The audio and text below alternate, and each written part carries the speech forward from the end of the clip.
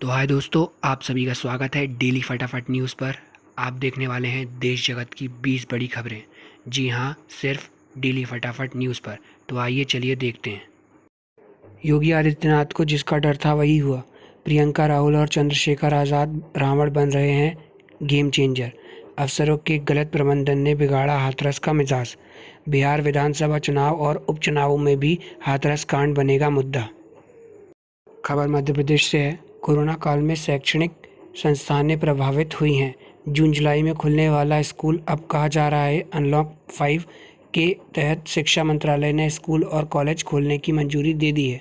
आदेश के मुताबिक 15 अक्टूबर से कंटेनमेंट जोन से बाहर स्कूल, कॉलेज और एजुकेशन संस्थान खुल सकेंगे, लेकिन इस पर अंतिम फैसला राज्य सरकार की तरफ से लिया जाएगा।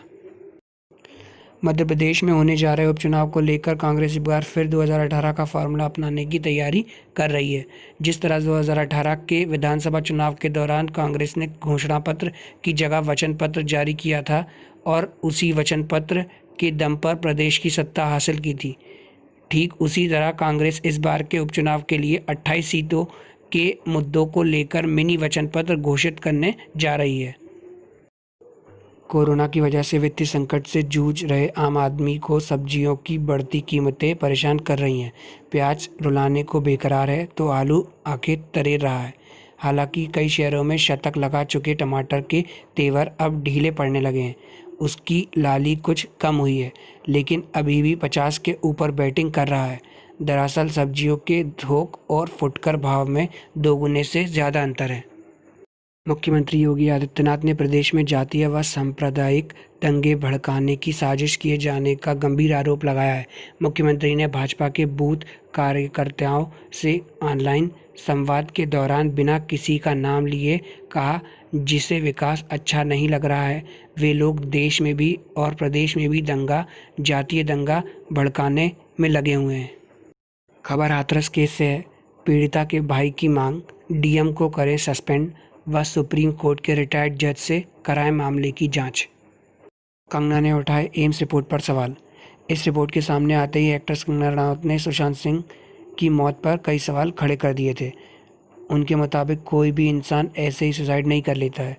वे ट्वीट कर लिखती हैं, जवान और प्रतिभाशाली लोग ऐसे ही एक दिन में नहीं उठ जाते हैं और खुद को मार लेते हैं। सुशांत कहता था कि उसे धमकाया जाता था और आउटकास्ट कर दिया जाता था। उसे अपने भविष्य से डर लगने लगा था। उसे डर था कि मूवी माफिया से उसे डर था कि कहीं उसे प्रताड़ना न झेलनी पड़े। जब उस पर रेप का झूठा इल्ज़ाम लगाया गया, उस समय वो मेंटली डिस्टर्ब हो गया था।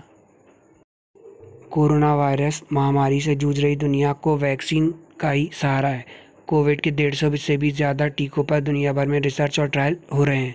अभी तक किसी भी वैक्सीन को ग्लोबल यूज़ के लिए अप्रूव नहीं किया गया है। केवल रूस ने एक वैक्सीन स्पुतनिक वी को अगस्त में मंजूरी दी थी, जिसके बड़े पैमाने पर फेज़ 3 ट्रायल के नतीजों का दुनिया इंतज़ार कर रही है।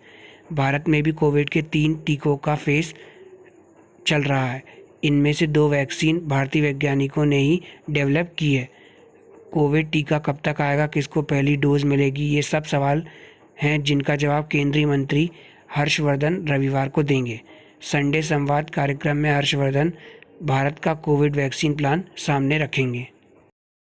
सिद्धू ने कहा, अगर हिमाचल प्रदेश सेब खरीद सकता है तो हम फसलों की खरीद क्यों नहीं कर सकते? क्या उन्हें न्यूनतम समर्थन मूल्य दे सकते हैं? यदि पंजाब सरकार किसानों को एमएसपी प्रदान कर सकती है तो हम आत्मनिर्भर हो जाएंगे। सुशांत सिंह राजपूत के केस में आए दिन नए बयान आ रहे हैं सामने। इसी बीच सुशांत के कुक नीरज ने सुशांत की आखिरी दिनों की डाइट के बारे में खुलासा किया है। कुक नीरज ने बताया कि सुशांत दिशा सालियान की मौत के बाद बहुत ही कम खाना खाने लगे थे। सुशांत को उनकी एक्स मैनेजर दिशा सालियान की मौत से धक्का लगा था, जिसके कुछ दिन बाद ही सुशांत सिंह राजपूत अपने मुंबई स्थित अपार्टमेंट में मृत पाए गए थे। जी हाँ, खबर भोपाल से। पुलिस के हाथ एक ऐसा चोर लगा है जो सिर्फ महिलाओं के अंडरगारमेंट्स चुराता था, फिर अश्लील हरकत करता था। शिकायत तो कई दिन से आ रही थी, लेकिन जब सीसीटीवी फुटेज मिली तो पुलिस ने चोर को पकड़ लिया। हालांकि नाबालिग होने के कारण उसे बाल संप्रेक्षण गृह भेज दिया गया है। ड्रग्स केस में गिरफ्तार क्षितिज प्रसाद ने कोर्ट में कहा, इन एक्टर्स का नाम लेने के लिए दबाव बना रही है एनसीबी। भोपाल में 9 साल की बच्ची ने सुसाइड किया। मां के डांटने पर लड़की ने छत पर जाकर फांसी लगाई।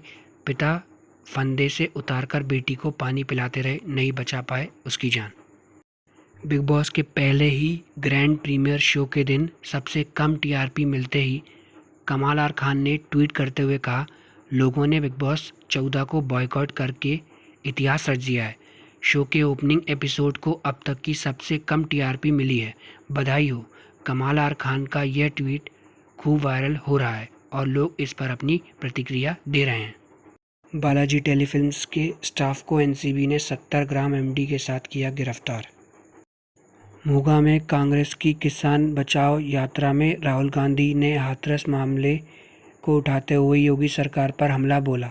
राहुल ने कहा कि यूपी में स्थिति इतनी खराब है कि जिस परिवार की बेटी मर गई उसी को सीएम और डीएम धमकी दे रहे हैं। उत्तर प्रदेश के मेरठ जिले में नौचंदी थाने में एक महिला ने खुद को रिया चक्रवर्ती पुकारे जाने पर हंगामा खड़ा कर दिया। भारतीय जनता पार्टी के एक नेता ने उस महिला को रिया चक्रवर्ती कहकर संबोधित किया, जिसके बाद वह महिला इतना ज़्यादा भड़क गई थी, पूरा मामला लेकर थाना जा पहुंची।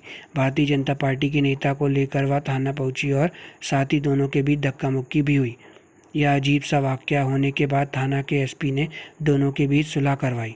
दोनों पक्षों में काफ़ी वाद विवाद बढ़ गया था। आईपीएस विनीत जायसवाल को मिली हॉट हाथरस को कूल करने की कमान। अक्षय कुमार ने लंबे समय के बाद सुशांत सिंह राजपूत और बॉलीवुड के ड्रग्स के मुद्दे पर अपनी चुप्पी तोड़ी है।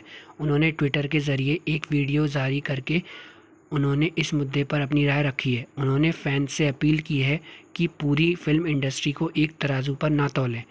अक्षय के इस बयान पर करण जौहर समेत कई बॉलीवुड सेलेब्स ने समर्थन जताया है। हाथरस कांड के बाद लखनऊ में जगह जगह लगाए गए पोस्टर, उठाई गई सीएम योगी को बर्खास्त करने की मांग। तो अगर ये वीडियो अच्छी लगी हो तो लाइक, शेयर और सब्सक्राइब ज़रूर करें दोस्तों। धन्यवाद।